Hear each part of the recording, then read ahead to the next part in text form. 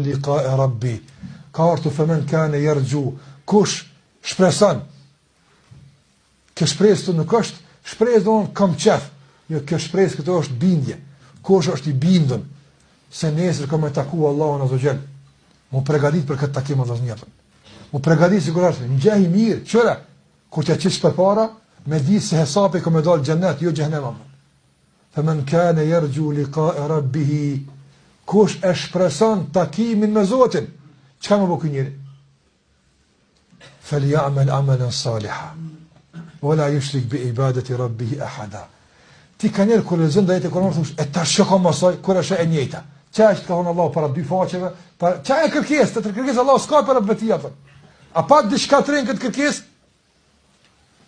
Dhe të bën punë mira, edhe mos i bën Allahu shok në adhurim. Kjo kërkesë e hershme, e vazhdueshme e Kur'anit apo. Çep me kuptues se nuk është e lehtë të realizohet ora të mi. Andaj kushtoni vëmendje, plot njerëz kanë kuptuar që kallaj është. Çfarë duhet në xhenet me besu Allahun? Që ta e kam? Apo? Po të ishte e letë, nuk ishte me përmend Allahu xhallahu ala të çmimet më të mëdha që jap robëve të tij.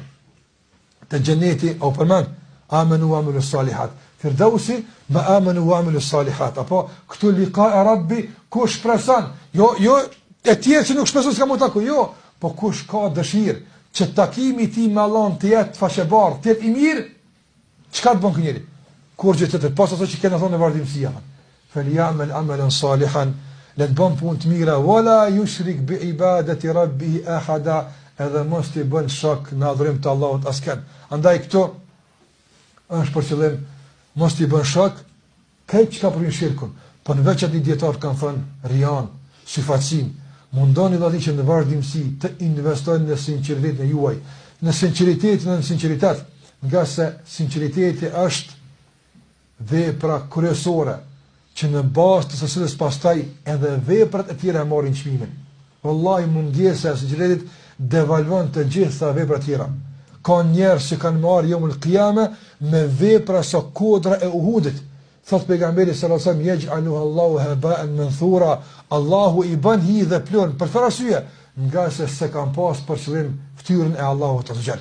Andaj vepra është e mirë, po njeriu në mungesë të sinqeritetit i devalvon këto vepra. Andaj mbani veprat e juaja të shtrajta me çmim të lartë, mos i devalvoni duke e i zhveshur këto vepra nga sinqeriteti, do të kanë sinqeritetin e Allahut xhalla xhelaluhu. Prandaj edhe kjo përfund më të vërtetë që e thash më herët.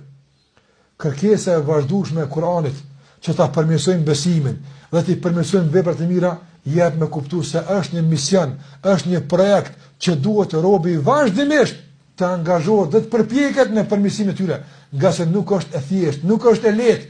Mos ja bëjmë sikurse bën munafiku, sikurse kur dikën e shqetëson një mizë, besimja kallaj është. Me një lëvizje të dorës e largon mizën atë. Apo me një lëvizje të dorës e rregullon besimin. Me një lëvizje të dorës i rregullon të gjitha veprat. Nuk është të vallahi atë. Po nëse investojmë ditë për ditë, interesojmë për besimin ton, interesojmë për punët e mira, tek atë mund të shpresojmë se do të kemi takim të mirëfillt dhe të mirë me Allahun subhanahu wa ta'ala.